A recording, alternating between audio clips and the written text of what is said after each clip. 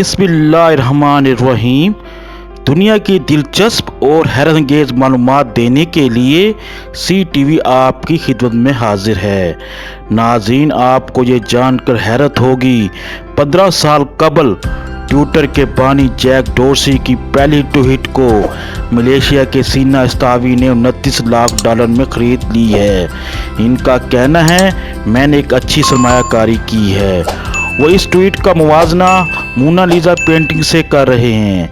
जिस तरह Mona Lisa painting वक्त गुजरने के साथ साथ अनमोल होती गई है, बिल्कुल इसी तरह जैक डोर्सी की पहली ट्वीट भी अनमोल हो जाएगी। कौन जानता है 50 साल बाद इस ट्वीट की कीमत क्या होगी।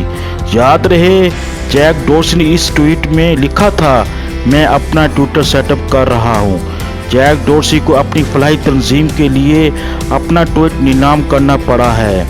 इस तरह की दिलचस्प और हैरतअंगेज़ वीडियो देखने के लिए आप हमारा चैनल सब्सक्राइब करें, ताकि आपको हमारी बर वक्त वीडियो देखने को मिल सके।